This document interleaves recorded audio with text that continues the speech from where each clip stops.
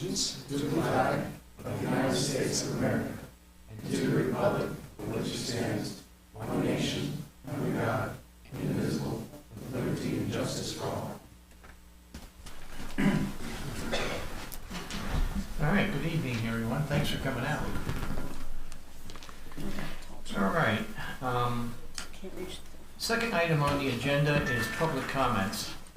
What I'm going to do during this period of time is allow public comments for not the first public hearing A, but the second not a public hearing 5A.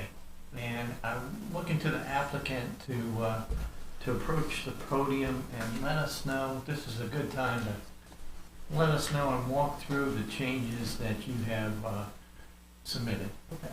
If you don't mind, please. Yeah, sure. And state your name and address. Good afternoon. Paul Henniger with Lumsden & Associates Civil Engineers in Roanoke, Virginia. You want me to just go through the changes? Do you all have a packet there, I'm assuming, with the revised drawings and everything on it? Yes, we were all sent. Okay. And then, I guess, could you put some of the drawings, or I'll tell you when to stop when you get there.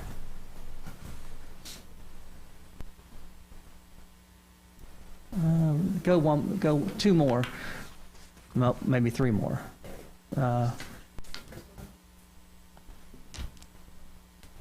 There you go. That's what I was looking for. Do you have the pointer, Benjamin?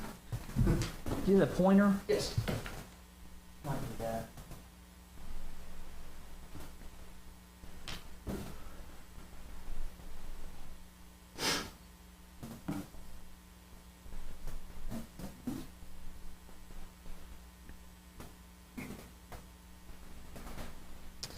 So based on the hearing that we had a couple weeks ago, we did make some changes to the plans, and there's an addendum number 1 in the packet there that goes through what we did in general.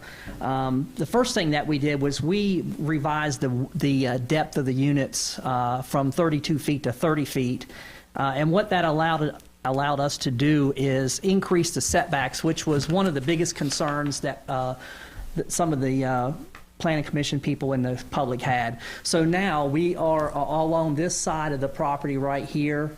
We are having a 20-foot setback, which is, by right setback. We're also proposing a 20-foot setback here.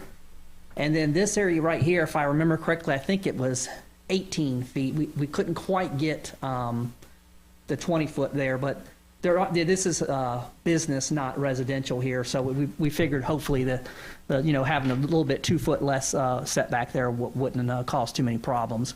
There were also some comments, I think, that Mr. Clark had about sidewalks, and I did look at the possibility of putting a sidewalk in there. And one of the issues that you run into, and I think we discussed it briefly last time, you have like a 6-foot grass strip, and then you have the driveway apron, and then a 6-foot grass strip and a driveway apron. So what I did was I kind of thought about some of the streetscape projects that I've worked on in the city of Roanoke, and a lot of those have bicycle lanes on them. So what we're proposing is a 5-foot wide, which I would call a pedestrian/bike lane, which would be a striped area of the asphalt roadway that are outside of the limits of the normal travel way that a car would travel on. And as you can see, that you can go now, you could go all the way down this side right here. It's just kind of this greenish color right here. And maybe if you go back to the other one, so it'll come all the way here, go around like this. Then you have like a crosswalk here. You'll come back up this side, another crosswalk, then the striped area, and then a crosswalk. So that kind of creates a loop all the way around this way with, also giving access out to Scott Street here. We could put it here too if we wanted to, but I wasn't sure if it was really necessary to, I didn't really want to, if there were kids riding their bicycle on that, I'd rather not direct them out into Scott Street. I'd rather try to have them stay internal to the development. So that was my thought process of having this pedestrian bike travelway in there. One of the comments also was about adding a mail kiosk. So we added a mail kiosk in the kind of the roundabout right here. That way, as people were entering or exiting the development, they could just stop here. There's a lot of room around the cul-de-sac, so even if someone was stopped here and got out and got their mail, another car would be able to just pass right by them without any problem on that. I also looked at, and it doesn't really show it on here, but I took a pumper fire truck, and in our software, we can navigate through parking lots and everything. And the pumper fire truck, it can navigate all the way around through here, go around. I think I'm hitting them right here. And then, so you have all this access here will be accessible to a fire apparatus. I wasn't exactly sure of exactly what fire apparatus to have, but a pumper truck, a lot of times, because it's not articulated, it takes a little bit more room to drive that through something than it was like a tiller type ladder truck or something like that. Because it's articulated, it can usually turn a little bit better. So, but I know when we go through the actual design process, the fire department will have opportunity to comment on it, and I would imagine that they'll probably want some different fire lanes and stuff like that, and signage out there for fire lanes, so that people, don't park like right in this area right here and blocks fire access. One of the things that we did lose, I think we lost 8 parking spaces. So by moving all this in to get the setbacks, it kind of squeezed this area right here, so we lost a few of the parking spaces. We still have more than's required. But I think, it's always better to have more parking. And as we get into the actual design, if we could add more spaces, we definitely would do that. But at a conceptual phase right now, I felt comfortable that this is something that we could, definitely do, with the thought that, if we could find space for some more parking or something like that, we would do that as well. And then lastly, a lot of people were concerned about the drainage in the surrounding properties. So if you can go to it's called the pre-development, right? No, go back to there, right there. Okay. So on this map right here, what I did was I got the topographic information from the town GIS. They provided to me. So this right here is the boundary of our property. The subject property is right here. And then this line here represents, this magenta line represents the drainage area to a point, just an imaginary point that would be right there. So that represents the area that would drain to this point right here. And as you can see on there, it's 24.2 acres. That's the area within this line right here. And there's 2 primary drainage swales. So you have this drainage swale here that runs down through these properties, and then there's a existing 15-inch culvert right here that runs under Scott Street. And then this water runs down this this drainage divide all the way down here, and then at some point it gets out into the right-of-way. I'm not exactly sure. The lady that lives here said that it kind of just almost like a bowl. It fills up with water, and then eventually it'll flow out of it somehow or another. So the next slide is the post-development. Yeah, there you go. Well, there you go. So what we looked at on this one, this orange line that's right here, that represents the area that we're going to divert. So you have this is still the same 24.2 acres here. But with the development of the townhouses, this area right here is an area, a chunk that we are going to remove. So all this runoff here is not going to run over here and go right to this point right here. We're going to collect all of this and then run it down here to our detention pond, and then we'll run down into the right-of-way. So this represents about a 28% reduction in the area that was going to this point right here. Now you still have a large area, it's over 17 acres that's still going here, and there really isn't anything that we can do about that because all that drainage doesn't even, as you can see, our property's over here and the drainage area is over here, so it doesn't even, this section here doesn't even drain through our property. But this area right here does, and so we can do something about that, and we can detain that and release it down here in this area right here. So it's not a perfect fix, but with our development, we're going to try to do everything we can to try to reduce the amount of runoff that's running on the adjoining landowners. And that's really sums up everything that we changed on the plans. Okay, appreciate that. Thank you. So we are in the public comment section. If anyone else has public comments to make, other than the public hearing, you're welcome to approach the podium. Is this is for this development right here? You can do it, you can talk about it. Thank you. Yes. As he was stating, he's correct about the drainage to this area, but there's also this townhome development right here has pond drainage affects whose underground drain system here, the pond comes down to the system. So they're not diverting this, or I don't know what their challenge is right here, where they're headed. Would you do me a favor, just state your name and address? Brian Bush, 165 Hungate Road, I live right here. Thank you. And I'm a professional engineer, by the way, and I work with Lumsden on various projects throughout the area. Other concerns is still the 30-foot setback along Scott Street, stated in the zoning for R3, and in the townhouse development community, stated as 30-foot setback. Anything on public street should be set back 30 feet or average thereof. I presented exhibits before in the previous meeting showing that approximately, based on GIS, that all the units, housing, townhome communities meet that requirement. All the adjoining townhome communities, even Sherwood, Cornerstone, Peterborough. So I would ask that the town planning commission hold this development to that standard. Allowing that standard not to exist in the future may, and if I don't know, I haven't been up here for a lot of meetings, but you know, future developments, they could push it, keep pushing it back from 15 feet, 10 feet, 5 feet.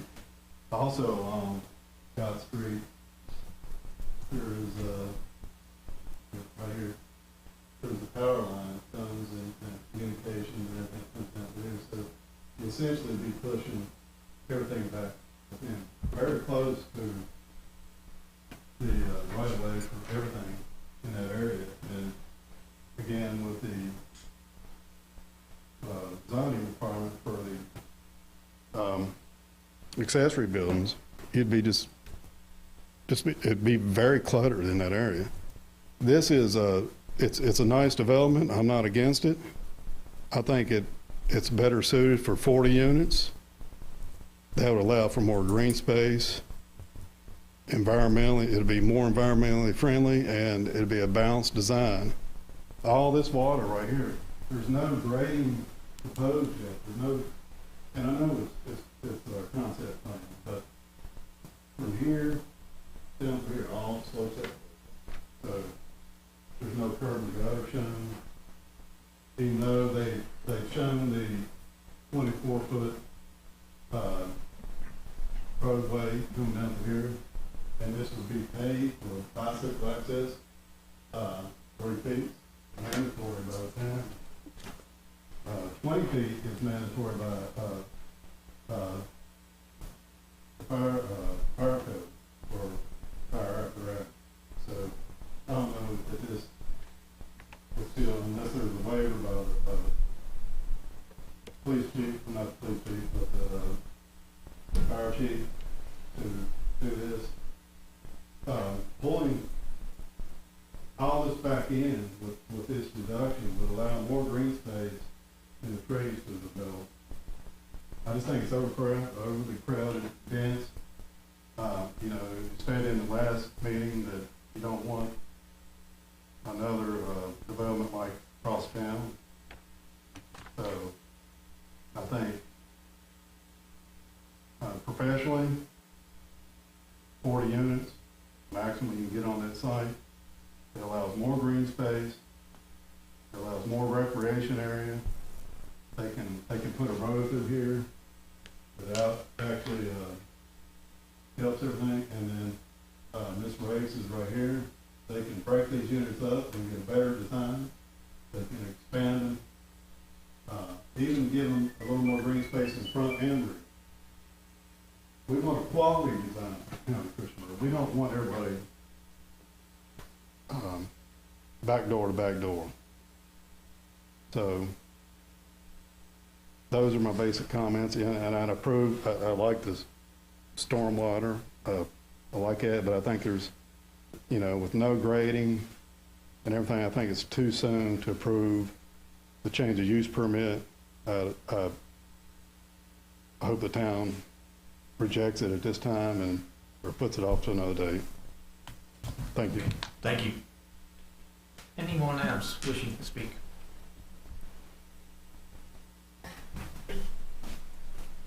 Hello again. I'm Natasha. I live Right. at 1300 Roanoke Street. Thank you. I did speak with the engineer about his ideas for water. While I understand what he would be inheriting, there's still some work to be done on this far corner where I stand. I do in fact think it's just too crowded. There's 3 other townhomes. So there's one right here. It's 2 acres, like 17 units. There's one right here that's 2 acres and it's 20 units. There's one over here by the interstate. It's 6 acres and it's got 31 units on it. Yeah, so, and it's tight up there. It's through Hans Meadow all the way at the end. I don't know if you've personally been up there, but it's packed in there, and they were working with 6 acres. So, I guess those are my comments. Thank you, guys. Thank you very much. Anyone else?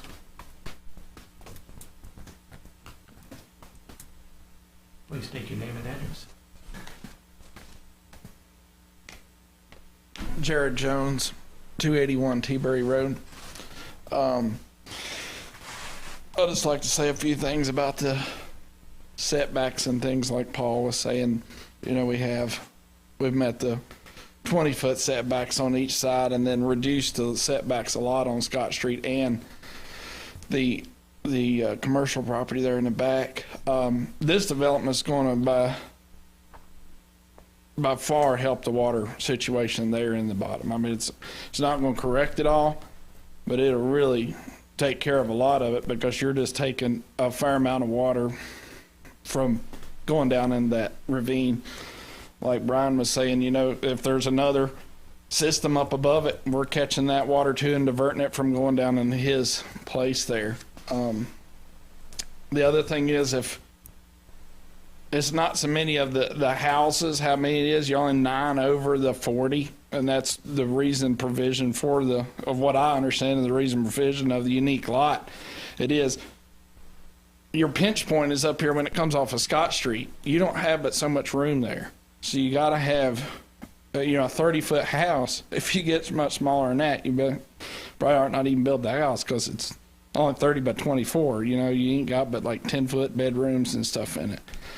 So if you take that, we left the 20-foot at Mr. Bush's property, but we took it out of the Scott Street side. But that's the pinch point, and that's the provision in the code for this type of problem here when you got those pinch points and irregular lots to make it work the way it needs to work. So if y'all could take that under, advisement or whatever and see if it works. I think it'll help the community there to spruce it up, and it'll be looking a lot nicer. Thank you. Anyone else? Mr. Chairman, Yes, just for clarification, Mr. Jones is a developer. Okay. Very good. Okay, seeing no one else, I'm going to go ahead and close the public comment section and move on to approval of Planning Commission meeting minutes on March 20th. Any changes? Make a motion to approve the minutes as presented. I'll second. All those in favor say aye. Aye. Any opposed? Okay. Then we'll move right along to agenda point number 4. This is the public hearing, rezoning request by Jerry L. Beasley and L.R. Don't let me get it wrong. To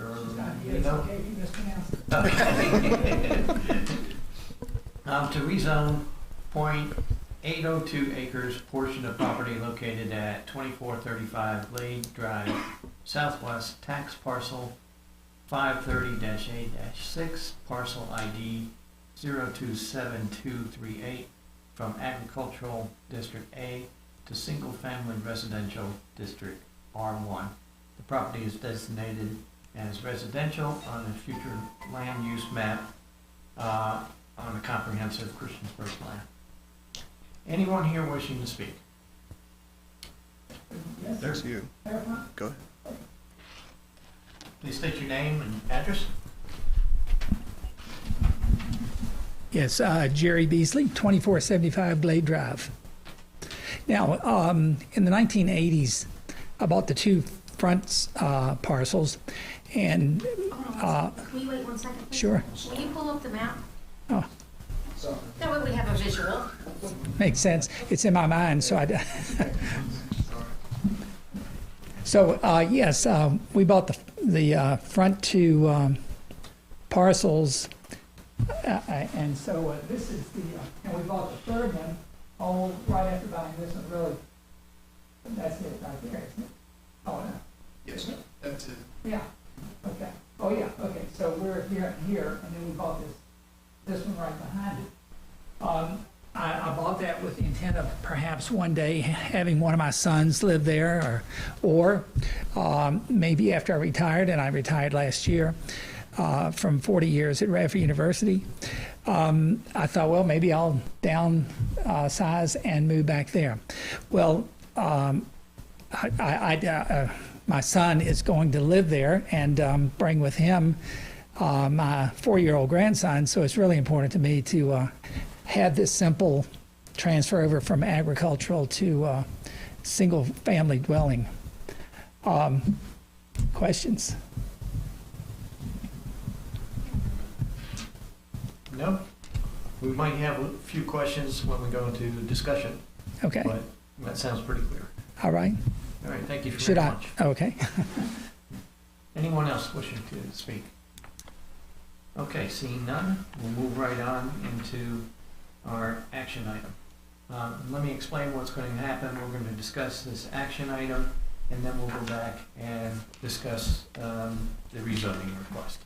Okay, so we may have a couple questions. Okay, commissioners, you heard some updates to some changes that were made, and now's our chance to ask some questions. And Tom, I see you down there ready to go. Yeah, overall, I'm not in favor of this project unless it's downsized quite a bit. You've got a hodgepodge of wanting variances on the setbacks. I mean, they're not all the same. I mean, it varies. It goes from 17 rear setback to 20. There's all different sizes, and it's just not consistent. The road's not consistent in a lot of areas either. You went from part of the road 16 feet wide. The fire truck's 10 foot wide, the one that they would be using. If they have to set up a ladder truck, they need 22 feet to set that up. So, God forbid you have a fire on the second level. I'm also not in favor of a retention pond on Roanoke Street, which is commercial property. I'd rather see a commercial building there or some else there on Roanoke Street rather than a pond. And that pond has to be pretty good size too. I've already checked it. It's got to be at least 4 or 5 feet deep, up to 8 feet deep. And then it depends how deep it is, depends how big it has to be. And I just think we're asking for a problem. Those of you that remember the problem we had on College Street, and we had, and actually lost an animal in the basement on College Street. I don't want to see that happen on Roanoke Street. I'm not in favor of this project at all. Thank you, Tom. I have a question for staff. We had asked last time if there was any precedent for under the 30 feet where it was kind of what the highest density was that we had as a historical data point.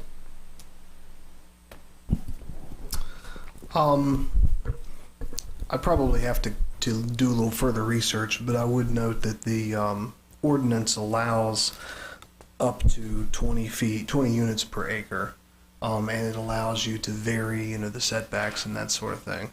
Are you looking like specifically about the rear yard or the? I'm sorry.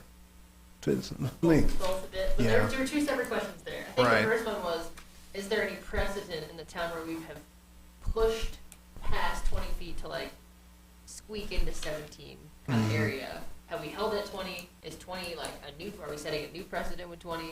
And at the same time, yes, well, our conditional use permit allows us to go down to that, or go up to that high density, I should say. Have we actually done that? Yeah, I apologize. I'm not aware of whether we have or not. The other problem that I have is the sidewalk that, the proposed asphalt 5 foot. That's the same level as the street. I mean, it's not really protection for kids playing there.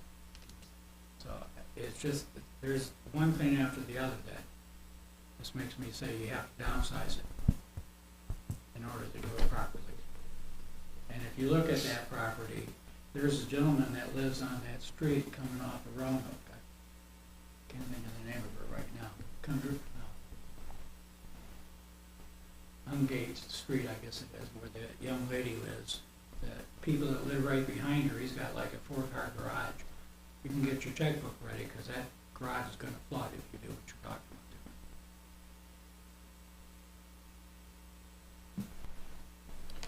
doing. Other comments? I think overall this area of Scott Street and Justin, excellent combination of townhouses and single-family residential, but I think this is just too much for one concentrated area for me to vote yes. So I have a question for the applicant. Tonight we've been discussing the 40-some houses. Financially, if you were to look at this and reduce it down to, say, 40 houses, would it still be financially justified to build this?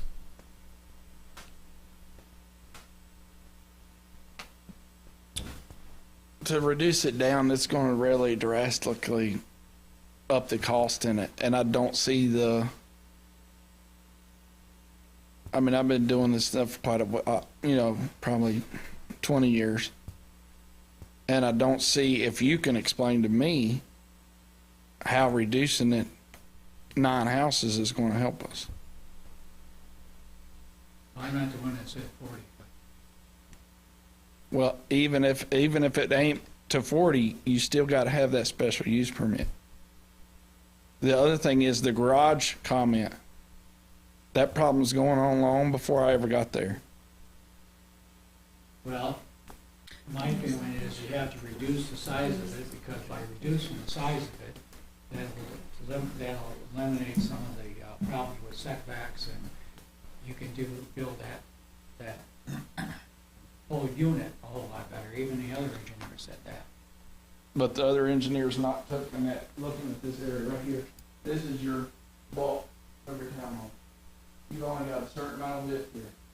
You got your road, you got 20-foot setback here at the disc. If you cut houses off this way, how does it help with here?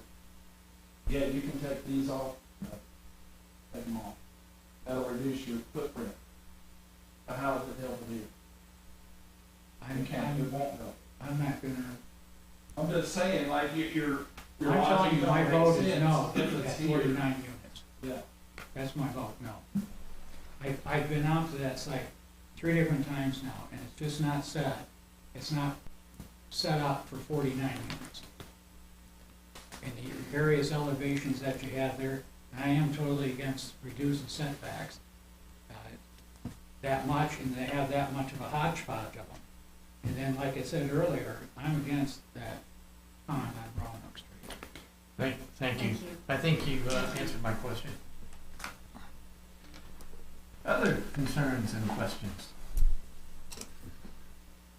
Staff, anything that we're should be looking further at? No, I don't think so. I mean, as the applicant noted, this requires the conditional use permit because it's planned housing development. the purpose of the planned housing development is to allow all this kind of flexibility beyond the underlying regulations. So that's where a lot of these differences come in. But you guys, in making your determination, really need to decide if you feel like this development is appropriate in this location. That's the test that you're looking at. I believe last time you did vote to recommend approval for the rezoning, correct? Correct. Yeah, so keep in mind that that's floating out there as well. Yeah, I think my biggest concern right now is the setbacks. I was hoping we'd have an answer. I apologize. I'm sorry, I It's okay. apologize. Just because I don't know. You know, we have some pretty interesting setbacks in town already, and they're terrifying. And I just don't know if we want to continue to pursue that, where it's like, yeah, that's a pretty sharp turn. A drunk driver is going to quickly crash into the back of someone's home through their living room and kill their dog. I mean, those are headlines you see in other communities, and I just don't want us to be the next headline because we approve something that is a car's length away from a roadway. Then I would probably suggest, think about what might be appropriate to you. I mean, if you believe that it should be whatever the standard setbacks are, then that may inform your vote. Yeah, I mean, I think that I'm more flexible on setbacks that hit other pieces of property than I am on ones that hit roadways. Good point. Yeah, very good point. And I did want to clarify one thing that was said tonight. The purpose of CUPs are for, just like these cases, difference in setbacks, and it doesn't necessarily set a precedence so that tonight it's 20 feet, tomorrow it's 10 feet, next week it's 5 feet. Each time a CUP has to come before us, and we take into consideration all the factors. So it's not as if by approving a 20-foot setback tonight, that's going to be the standard for the town going forward. So just wanted to clarify that. Yeah. I'm fine with the setbacks on the pieces that don't border the road. If we could figure out a way to increase the setbacks to at least 20 feet for those two chunks that their backyards touch Scott Street. So I guess all but like what, 2 or 3 in that first chunk that's coming in from Scott Street, and then that chunk that's all along Scott Street. The rest of it I'm okay with. I also don't mind the density. I mean, if people want to live in smaller townhouses, that's their prerogative.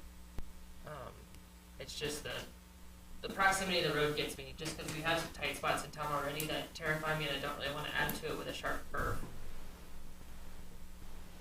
I do have another question. Anyway. No. The section in the middle, the green area, and I'm no designer, no engineer, so please bear with me. If you were to take that completely out, that would broaden that road. You'd also allow further setbacks for Scott Street, at least the condos that run along this side of it. That's correct. Just a thought. Now, that may also eat into the required green space. I'm not sure about that. I mean, there's nothing that says they have to have 2 entrances on a Scott Street either. You could make it a closed looped road too. You could make it a private. I mean, there's a lot more drawing board opportunities, I think. So I don't know if they want us to vote on it, if they want to come back a third time. I'm more flexible to the situation.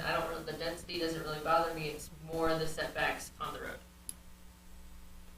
And the other comment, I agree with your comments. The other comment is, I appreciate the work done on the stormwater. I'm, again, no engineer, but if what is being said tonight, it might just in fact help the area. And I agree with Tom too, up front there, we need to be very careful. And it might be that you remove those 3 units there, remove the center green space, make it a smaller green space, put in sidewalks, set the setbacks all to 20 feet on Scott Street. being that that's a sharp turn. Just some ideas, and actually, I totally agree with you. I'm not sure if they want us to vote tonight, you know, because I think the town really needs additional housing, there's no doubt. And, yeah, it's pretty crowded in there, but I've seen it worse. And I think that there's some opportunity still there to make this much better design and maybe ease our concerns a little bit more. Can we ask that? Can we ask the applicant? Sure. Would you, gentlemen, would you like the ability to come back at another time with the revision? If we could understand exactly what you want, because I'm willing to help accommodate any way y'all will be more comfortable. We kind of really crunched our setbacks for Brian and Mrs. Rakes because we thought that was an issue. You know, so we were trying to accommodate them to get it, you know, put it towards the road where it's a public easement instead of towards them. Is our biggest struggle. I think we can do what he was saying about taking away the green space there. It just kind of makes the property not as pretty. But on that other side, it's just a bear to work with. So I don't know where you're going to get the room. There's nothing left to work with. Yeah, this is really, if you try to make this 20 feet right here, then you just don't have enough room to have a 24-foot roadway. So that's the real, we could definitely, you know, if you wanted to move these, in my mind, I think that this, you know, having the green space there and this, you know, is a valuable area. One thing that I would, you know, like, and it's definitely a valid concern about the cars on the road and everything. It's a sharp turn if you've been out there. Yeah, you're 100% correct about that. One thing that we could do possibly, and I don't know if you would consider it, but we could do a considerable amount of landscaping with trees here. Now, obviously, it's going to not going to stop a car. Well, not right now. That was exactly the point that I was going to make. Or we'd also talked about in the last meeting, you know, you could put a fence here, but then again, a fence isn't necessarily going to stop a car either. You know, maybe it'll wake the person up where they hit the brakes first, you know. You know, I mean, you could put a guardrail there or something like that, you know, things, you know, that if you, you know, that you could consider to do. But trying to put this a 20-foot setback right here, the only thing I could think about, and we'd have to talk to an architect about it, is if you took these units and right now they're 24 feet wide and 30 feet deep, you turn those 90 degrees, then you know, you'd only have a 20-foot deep there. So you pick up 10 foot right there. You'd lose some units, but yeah, I mean, you might be able to do that. If you just lost one, so that when you're coming straight at the corner, they are not going to hit a house, right? There's like right in this area right here. Yeah. If you swung those two and connected them right where you're at, and swung them so that they're facing 90 degrees, that you might gain enough space playing some math that you can get at least a direct path. No, I appreciate that. I'm from New England. I've seen way too many cars go into houses, and that corner is super tight, and I've slipped on there. So I'm like, there's no telling that at some point someone's crashed into that fence, or if we put a house there, someone's going to go into the house. Yeah, there is a drainage area there's a pipe that runs right through here. Mm-hmm. So if I'm pointing to the right place, I might be pointing right here. Right. But anyway, so this area in my mind, I was keeping that open there in order to pick up this water to get it, you know, back down here. Obviously, there's different challenges and stuff. You know, we could possibly rearrange it some, a little bit more. Now, you know, understanding what the concerns are. You know, like some concerns, you know, not putting a detention basin here. That's the low part of the property. That's where the detention basin needs to go. You know, I don't understand why you wouldn't put it there. If it doesn't fit based on the drainage, then we would also have underground detention under the parking areas. You have a large diameter sealed pipe, and we use them all the time on projects. The water would run into there, and on the downhill side, it has smaller holes in it that control different runoff rates, you know, depending on what the code allows for. So in my mind, I was always thinking that we probably would maybe have a combination of underground and above ground. Above ground is the cheaper way of building something. But if it wound up that we didn't have enough room here, we would do all of it underground. So maybe you would have 2 pipes under here that could be 8 foot in diameter, 200-foot pipes or something like that. And, you would just collect all your runoff under the ground. But then it's still going to, because this is a low area, you're still going to outlet here, to get into the highway system. So no matter where your detention is, your release point's going to be here. And like Mr. Johnson said, we're definitely helping the drainage, here a considerable amount. We're not solving it 100% because we can't, because that water doesn't run through our property, so we can't detain it if it's, not associated with our property. We have, this setback was 2 foot shy, and this one is, I can't remember what that one is off the top of my head, and I can't see what it says, but there you go. 18 feet. So instead of 20, it's 18. Now, we could move this more, and right now, that area that's right there is 5 feet. So the reason I didn't move that forward more is because I wanted, if there are cars parked here, and someone's here and they want to go to the pavilion, I wanted to have a 5 foot wide area. Now, that's not to say that I can't squeeze that together more and maybe take more parking spaces out. But to me, there's a trade-off. Let's say we lose all these parking spaces right here. Is it more worthwhile to have these parking spaces or to have 2 feet more on your setback at the road? When you already have, this is the travel way here. So that dimension right there is probably at least close, that's 10 foot right there, so that looks like that's even more, so that's probably 12 foot right there already. So that's not to say you can't get rid of this, but for 2 foot, I think I'd rather have that and the extra parking spaces so that people, this person has a birthday party for their kid, they got places to park. So it's kind of a trade-off to me, but if it comes down to getting it approved or not getting it approved, and that's a sticking point, then we can do a 20-foot setback there, and the ramifications are what they are with the rest of the design. I think it is a sticking point. Okay, well, I didn't know that coming in here, so. Right. Yeah, if y'all could just, I guess, focus like the really stressful points that you want to see, and we'll try to accommodate the best we can. And like this is really a early stage. We might lose 1 or 2 houses just because of pipes going somewhere. Now, I guess too, but if you don't mind, if we could talk about. I know some people here were not liking the pedestrian bike path. It really, to me, your sidewalk is going to be right there. It's a 6 foot sidewalk. There's a 6 foot sidewalk. You're going to have a little teeny piece of sidewalk, and then you're going to have entrance aprons.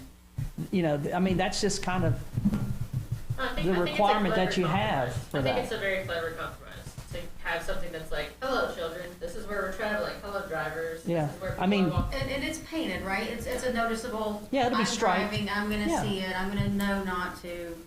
Just swerve like if, into that.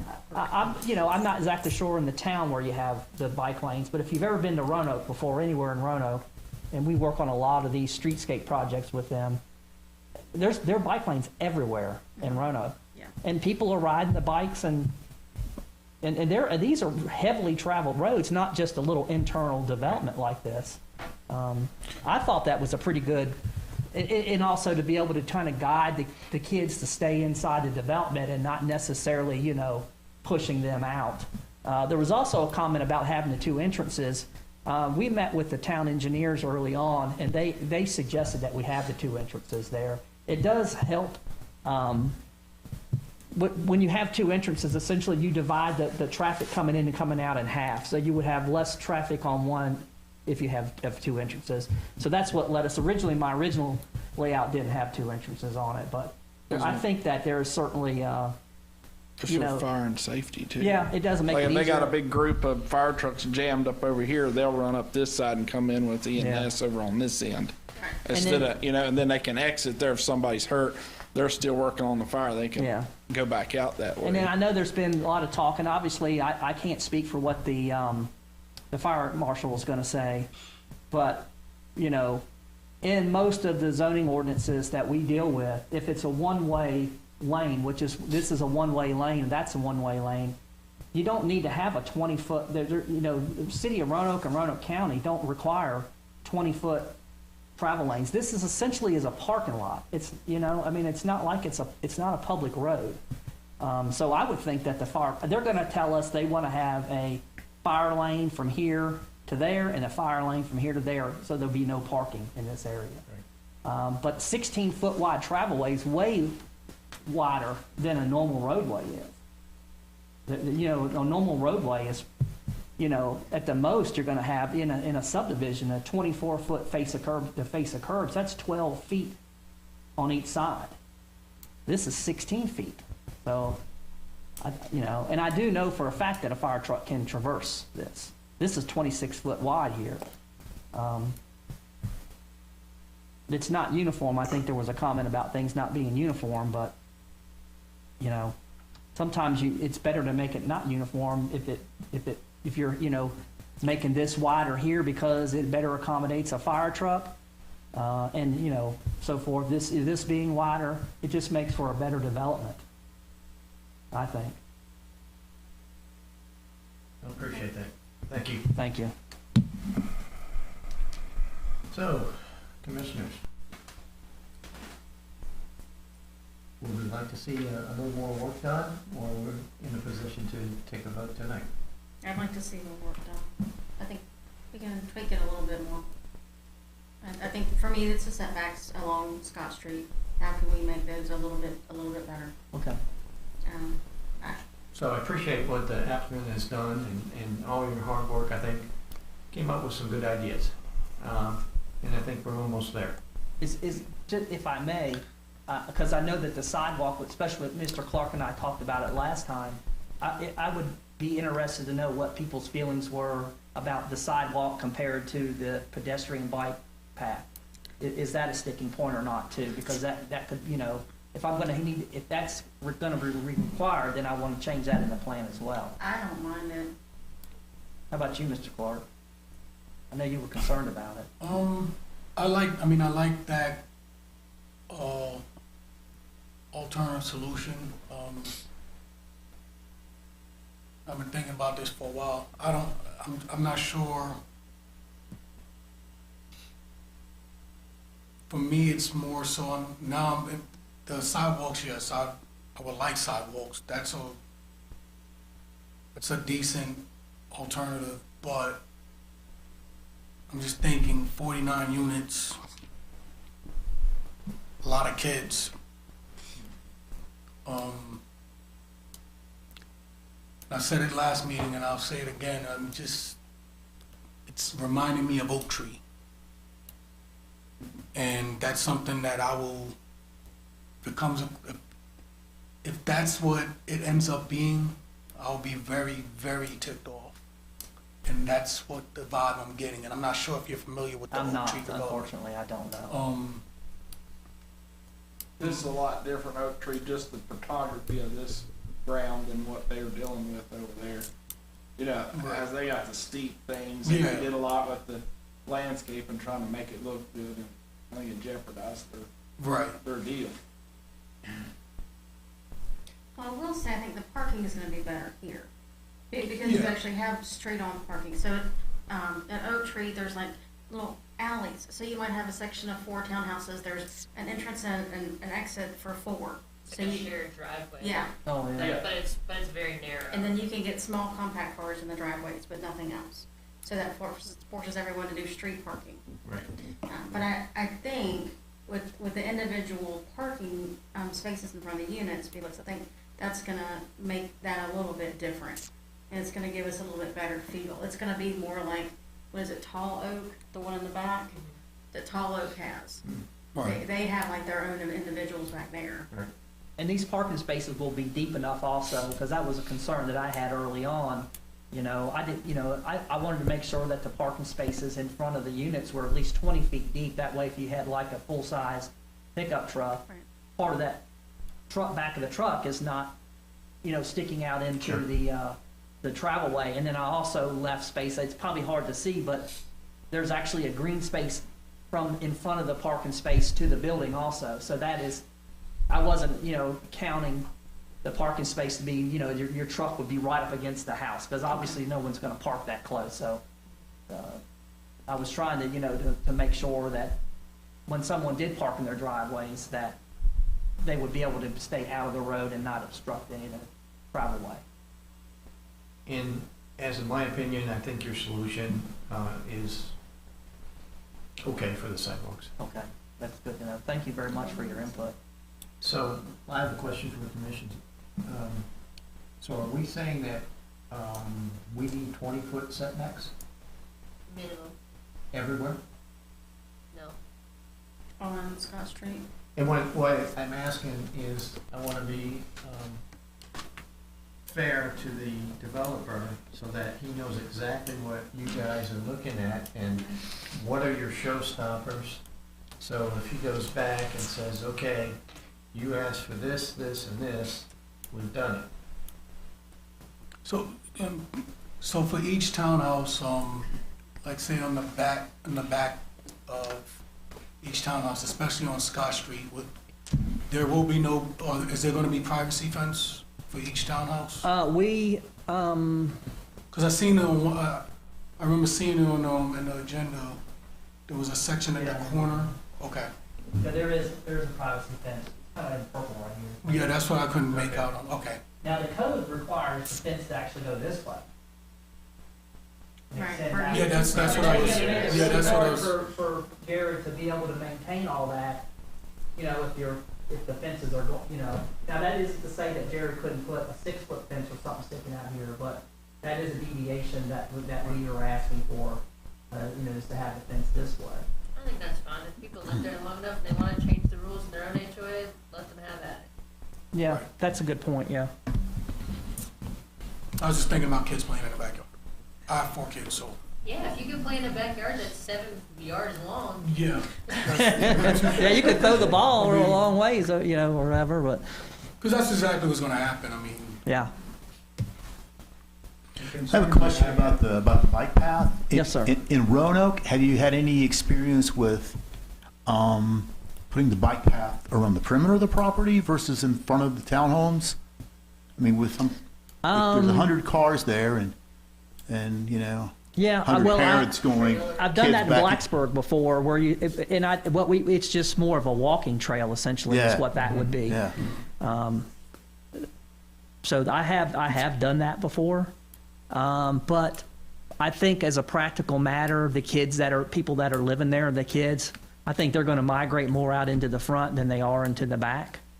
And the back is a little bit more of a private area. A lot of times in Blacksburg, where you'll have the trails and stuff like that, you'll have like a more of a wooded area in the back, and it's like you have a larger piece of property that has a central development in it, and then outside of that, kind of far away from the houses, you have these trails and stuff like that.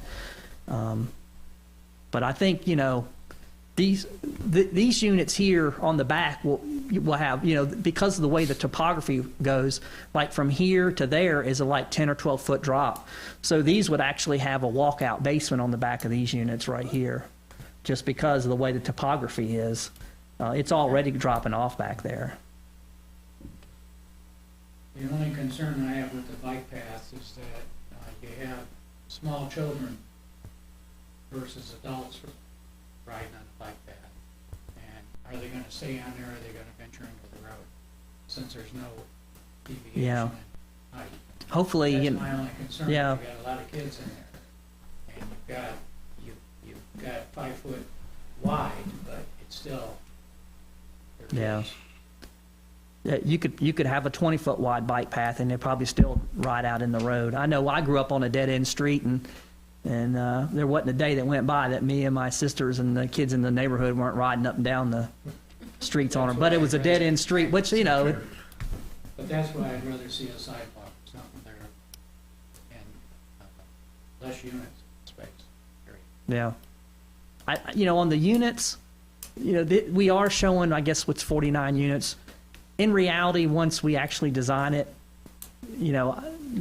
these units right here, these 3 units, there's a pretty good chance that they'll go away. And, some grading may dictate that maybe an end unit or something like that might go away also. But until we do the full design and put a month worth of work into this, you're not going to know how all that's going to work out in a concept phase. And, you're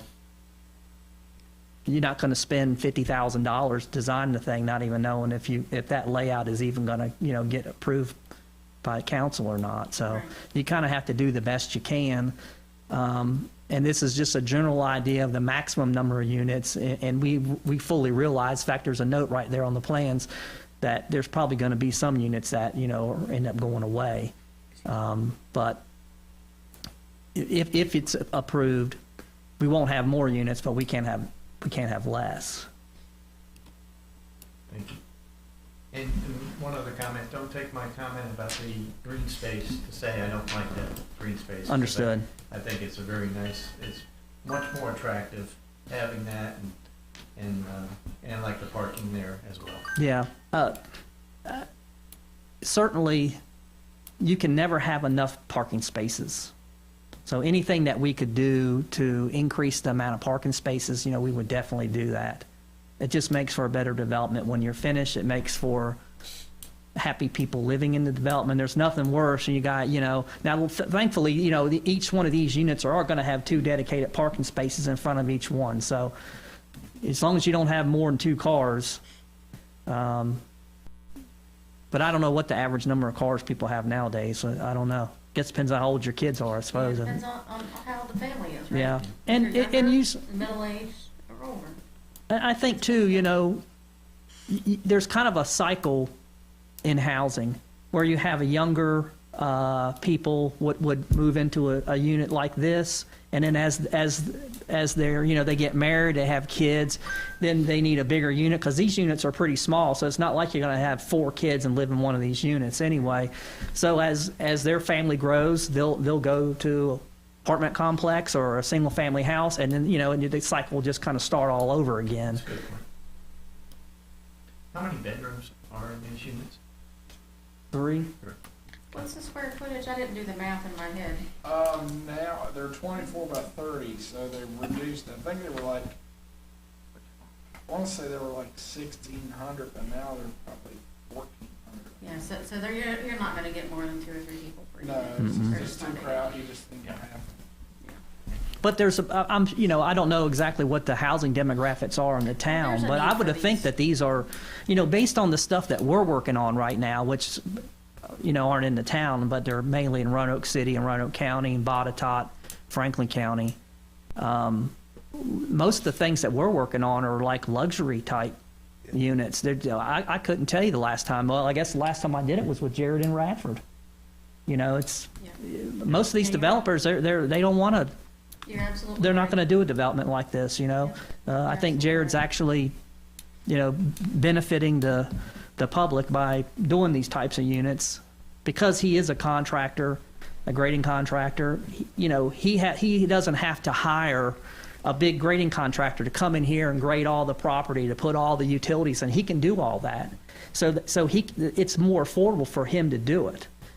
If it was a bigger developer coming in here and they had to pay a developer to do all this, they would never even look at a development like this because there was no way they could afford to do it. It would just cost too much money. Okay, thank you. Thank you very much. So I'm going to go back to my original question to the commissioners because I'm not sure if I got the specifics. 20-foot setbacks? Yes. On Scott Street.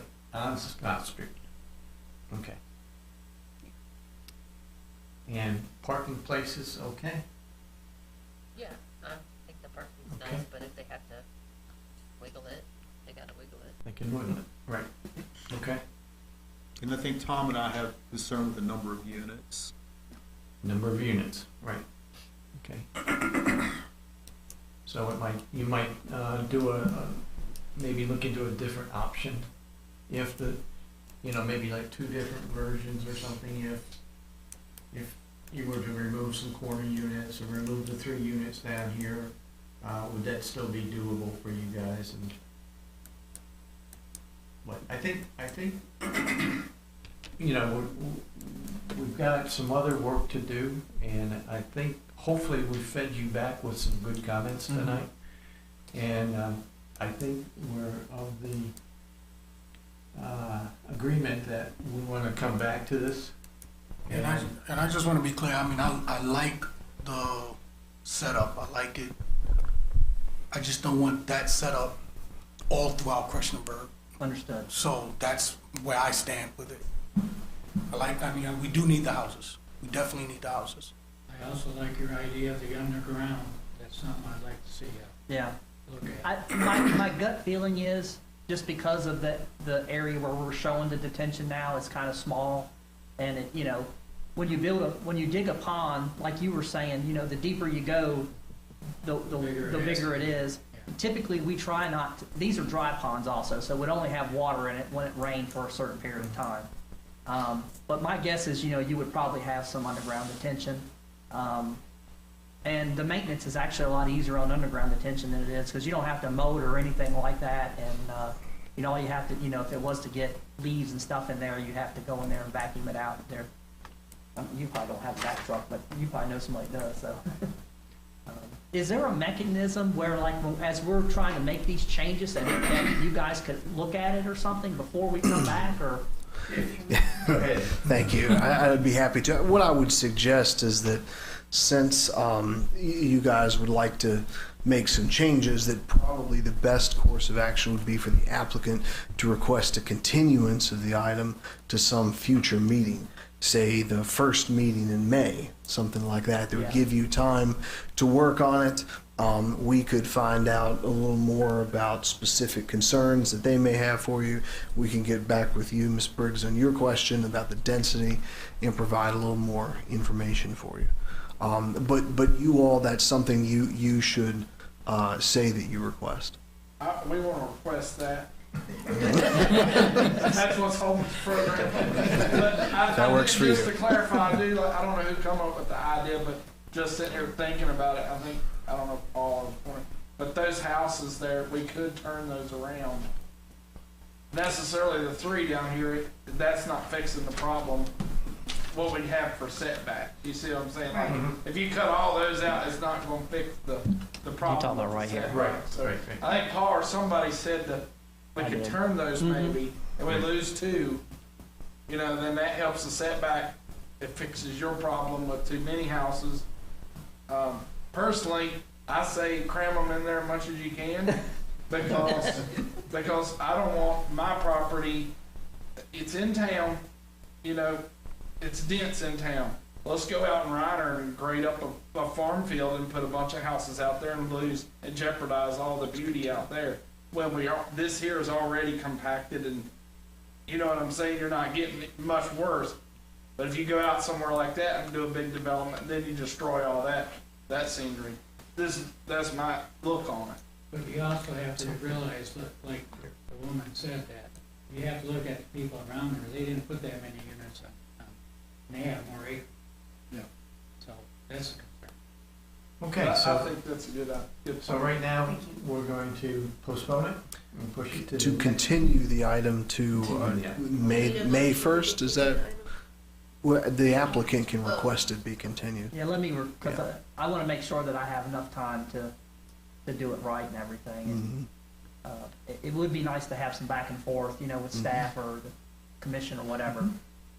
Because I'm sure that once I change something, that might trigger somebody else to say, hey, I'd like to see this little thing and make it even better, down the road. Are you able to share that with us if they give you a mock-up of, here's a, I am. I think you would want to view that in that public meetings for the benefit of the public. Anybody else that might want to view it, but I can provide it to you ahead of time. Yes. Okay.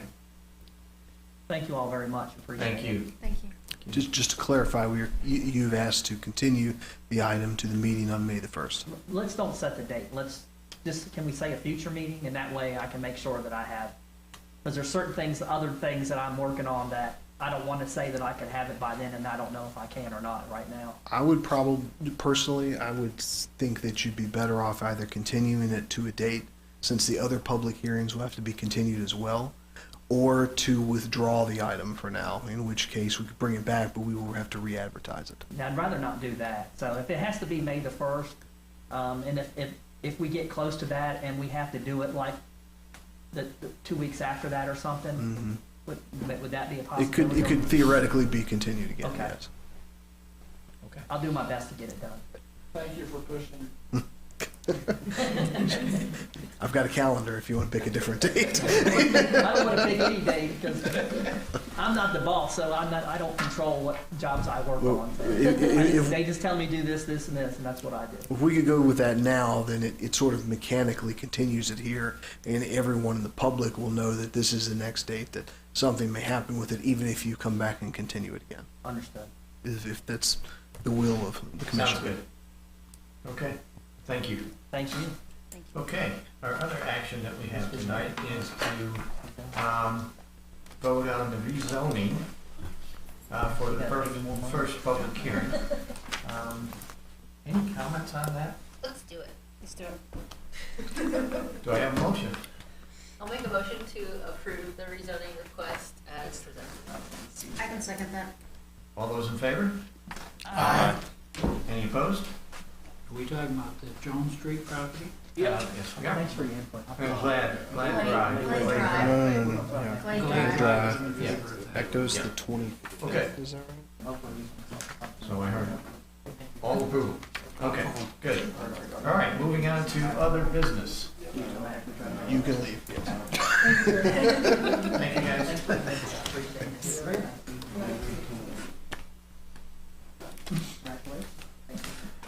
Benjamin, other business? Yes, sir. Just briefly, thank you. Just briefly, you have a flyer there about some planning commissioner training that's being provided by the regional commission. If you would like to attend, please let Jillian know, and we'll get it all set up. It's paid for by the town, and I believe there's dinner. So, I'd like to attend. Mr. Can All I right, tell we'll you just, now? if you want to just get with us afterwards and let her know. Mr. Johnson, did you have anything you wanted to say Yeah, about I it? did attend one of these before COVID Oh, they're took phenomenal. us out, and so did Jennifer. And we even had a mock session for town planning, and it was really good. And the food juice is really good too, so I'd encourage you guys. I mean, it's good. So I'd encourage you guys to go. But the town will cover the cost, so if you'd like to. Also, I want to introduce Daria Howard. Daria is our new Planner One. I think you guys met Caroline last time. Daria was formerly with Neighborhood Services in the building department, so she's actually been here for what, like 7, 8 months, something like that? Yeah. And we're really happy to have her. Daria's fantastic. Fantastic. Welcome. Given the hour, I'll be brief, but I do want to, if you could pull up just hit escape, pull up PowerPoint that's there.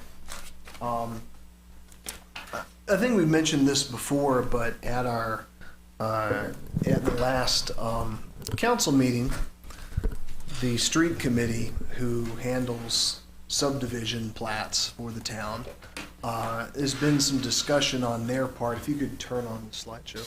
There's been some discussion on their part about whether or not they want to continue doing that, and having council review the subdivision plats themselves. Currently, most plats go to council and they vote on it. So they prepared this, or we prepared this brief presentation here just to kind of explain to you what's going on. But council has asked that planning commission maybe take a look at this and give your thoughts on it. So you don't have to decide anything tonight, but I do want to sort of put the bug in your ear if I could just real quick. Sure. Can I change the slides myself with this thing? Doesn't look like. Is this available for us to have at home, to do homework? Yes, I can give you the next one, but if you could go to the next slide. Go ahead. Yeah. So the subdivision ordinance, and I know that you all have all read the whole thing, right? Governs the review and approval process of subdivision plats. It's vacating lot lines, dedicating some kind of access like a public utility access, streets, alleys, rights of way, or the subdivision of land into multiple parcels, right? 2 or more parcels. If you could go to the next one. The agent currently is someone who is appointed by council. In that case, it's Andrew. And the agent has the power to approve a single lot line revision. That is so just one change to a lot, right? They want to move the lot over a little bit, or the line over a little bit. Lot line vacations, meaning you're getting rid of a lot and combining it, so you're resulting in fewer lots, right? And the agent can also consult with you guys, and that's all the agent can do. Everything else pretty much goes through the planning commission. So any public easements, for example, last time they approved a public utility easement at a hotel off of Roanoke Street. That had to go to council and be voted on by council. And any subdivision and creation of any new lots. And of course, any right-of-way dedications or alterations to the right-of-way. If you go to the next slide. There's some advantages to the way we currently do it. Council sees everything. The public sees it, all out. It's all out in the open. It's all just right here. It adds a little bit of time to the review processes since you have to schedule all that, but it doesn't add a whole lot. If you go to the next. There are also some disadvantages. There are 2 types of decisions, and this is kind of the way we explained it to council. They're legislative actions that council takes, where they create legislation, just like you might think of Congress, or you might think of something like that. These are rules and stuff like that. And then there are magisterial powers that the government has, and the subdivision ordinance is a magisterial power. If a subdivision plat meets the ordinance, you must approve it. It basically is not a discretionary process. But most of council's decisions are discretionary, right? And subdivision, some subdivision decisions are administrative sometimes, and it can be confusing to the public. Why are we here? Why are we talking about this public utility easement for a power line that's in a lot? What's the point of this at that venue? And it adds items to their workload, and a lot of the plats are just rinky-dink stuff like that. So as council began looking at this, and really the street committee began looking at it, we looked at some other localities around us and what they do. And essentially what we found out is that, most places allow staff approval of some number of lots up to a certain amount. And then anything over that requires somebody to vote on, whether that's the planning commission or the board. Oftentimes it's the planning commission. You can see sometimes, like with Blacksburg, it can be a lot of lots that can be approved by staff. In Salem, it's 5 or less. If you could go to the next one. So what council is asking you to consider is, should review shift at some level to the staff, and what that level should be. And also, should review shift to the planning commission versus the council. And I created actually go on to the next one. I created sort of some scenarios here to kind of explain this a little better. So there's really, as I see it, 2 questions. Should the planning commission be the body who approves subdivisions versus council? And they've asked you to give your thoughts on this.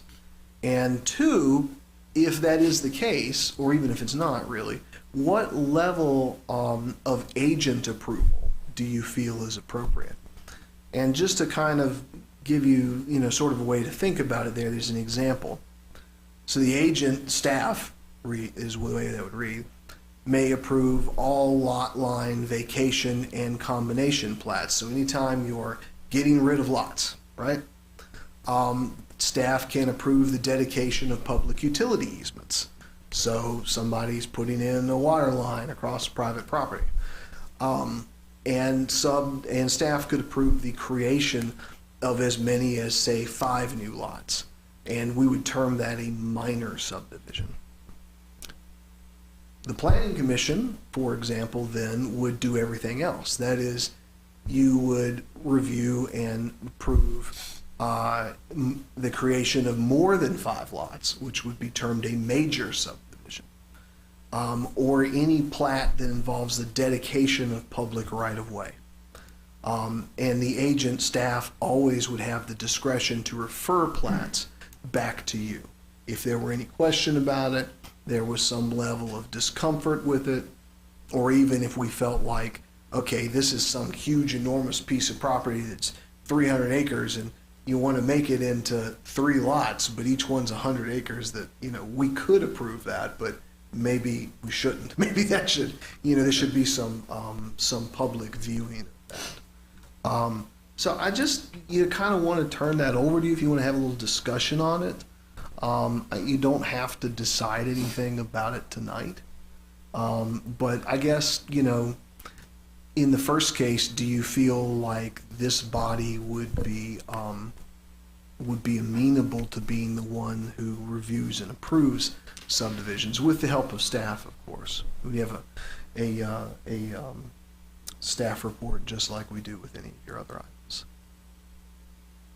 Well, I'll go first. I think it's an excellent idea, and based on the discussions that we get into, I think this is a perfect route to be able to do something like this, and then take a little load off of town council as well.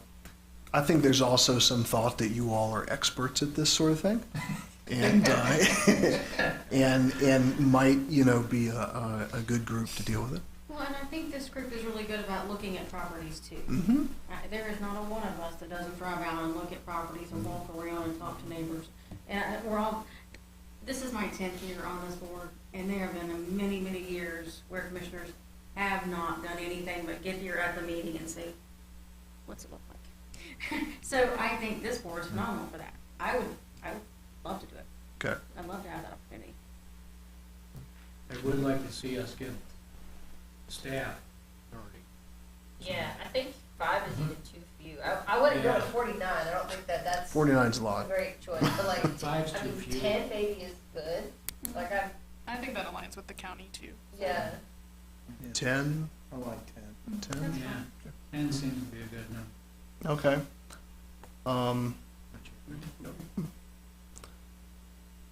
Felix, you said Any no? other thoughts? No. No, 10 is good. I just want that for the record. Okay. Any other feedback? We'd be honored to do it. Yeah. All right. Absolutely. Super. Yeah. What I will do then is communicate that back to council, and I don't know if it'll be at the next meeting, but in an upcoming meeting, staff provide you with the revisions to the subdivision ordinance for your review that would make that happen. Perfect. Yeah. And it would be similar to the example which I have shown here, just in code, codified, right? With 10 lots kind of at that layer. So. Sounds good. All right, well, thank you for your feedback. Appreciate it. You're welcome. That's all I have, sir. And I can't attend that training because I won't be in town. Okay. I get to eat your portion. Because I would like to. But Can we get that to go? It is good. Anyone else? Any comments? Well, thanks for coming out tonight. I appreciate it. It was a little bit longer tonight, but I think we had some really good discussions. Oh, I and did some have a good question. feedback. I have a question. The park. Do we have a date yet for opening for the park? I feel like I had a date. I thought that we discussed a date, but someone asked me that the other day, and I don't remember, but I'll get back to you. We would like to be invited. You will be invited, I have no doubt. I'm sure you will. Good. Okay. Any other comments? yes, we're getting a raise because we're taking on more work now. That's right, yes. Uh-huh. I'll convey that too. Yes. Yeah. $25 a meeting. Any other thing? All right, seeing none. Meeting adjourned. Thanks a lot.